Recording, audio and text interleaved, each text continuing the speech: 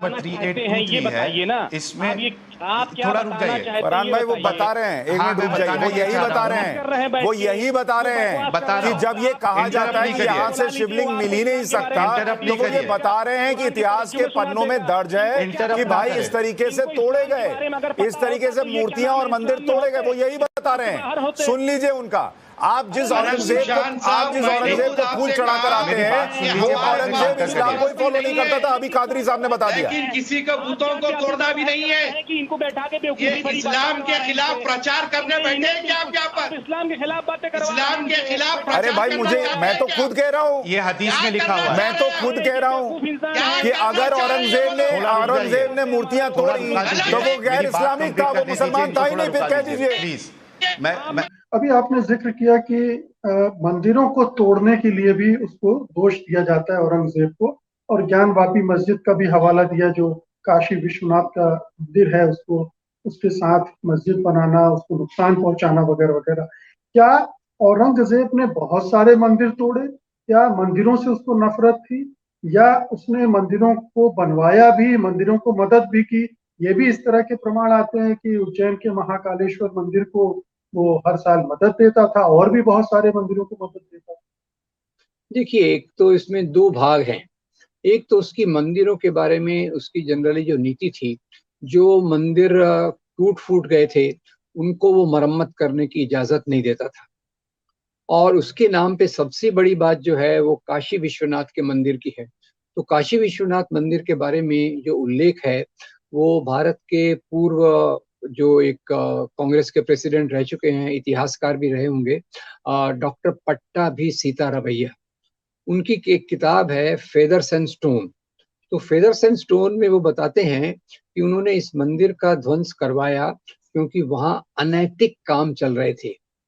अब मंदिरों में अनैतिक काम का चलना, और वैसे भी ये औरंगजेब नैतिक मूल्यों के बारे में काफी कड़क था, और दूसरा उसके जो हिंदू सहायक राजा थे उन्होंने भी इसकी शिकायत की होगी कि ये स्थान तो अपवित्र सरी का हो गया है, क्योंकि जैसे अपवित्र काम होते हैं तो फिर मंदिर की पवित्रता तो नहीं रहती। तो काशी विश्वनाथ के मंदिर के बारे में डॉक्टर पट्टाभी सीतारामैया का ये उल्लेख है। और दूसरा आपने जो बताया कि मंदिरों को दान देने का, आपने उज्जैन के महाकालेश्वर मंदिर का उल्लेख किया। दो मंदिर मैं भी और एक उल्लेख कर दूं।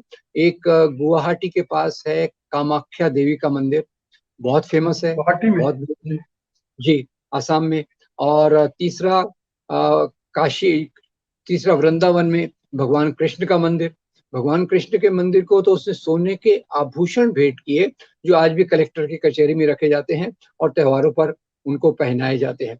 और डॉक्टर विशंबरनाथ पांडे, जो फिर से हमारे आजादी के आंदोलन से जुड़े थे, डॉक्टर विशंबरनाथ पांडे ने एक बार क्या किया, उत्तर भारत के बहुत सारे हिंदू मंदिरों के पुजारियों को औरंगजेब द्वारा दिए गए फरमान, कोर्ट ऑर्डर्स, कोर्ट निर्देश, इनको उन्होंने जमा किया और उसको एक किताब के रूप में रखा, फरमान्स ऑफ किंग औरंगजेब।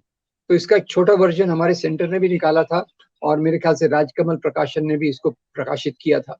तो उसमें आप देखेंगे औरंगजेब बहुत सारे मंदिरों को, किसी मंदिर को कह रहा है कि भाई ये 3 जागीर मैं आपको देता हूं ताकि पूजा अर्चना का खर्चा उससे आपको मिलता रहे। ऐसे बहुत सारे प्रमाण हैं जो निश्चित प्रमाण, मतलब उसके फरमान्स में है और कहीं नहीं, उसके फरमान्स में ही है कि मैं इन मंदिरों को ये दान भी देता हूँ। तो यहाँ हमारी वही जो समझ वापस आ जाती है कि मंदिरों को कहीं तोड़ा, कहीं दान दिया। और एक और मजेदार बात देखिए, उसने एक बार गोलकुंडा में एक मस्जिद को भी तोड़वाया। अब ये बड़ा कंफ्यूजिंग हो जाता है, कई लोग इस पे ऑब्जेक्शन भी लेते हैं कि आप ये कैसे कह रहे हैं। तो गोलकुंडा के नवाब तानाशाह ने एक बार औरंगजेब को 3 साल तक ट्रिब्यूट, मैं उसको लगान कहूंगा, नहीं दिया।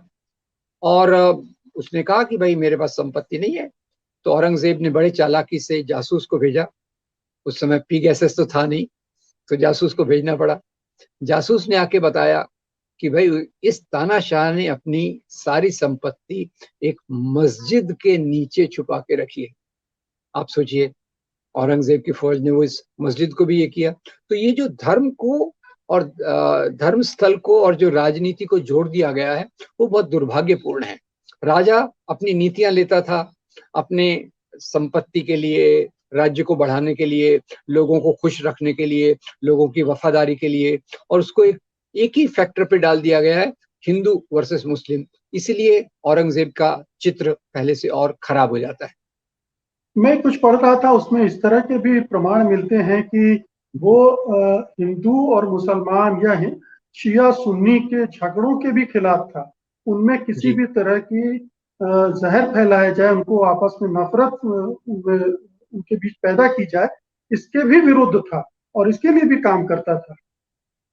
बिल्कुल, क्योंकि वो जैसे इस्लाम की एकता के बारे में, उसका वो इस्लाम के बारे में भी सोचता था और इस्लाम में एकता होना चाहिए और ये जो मतभेद इस्लाम के अंदर है वो नहीं होना चाहिए, इसके बारे में भी उसका काफी ये सोच था।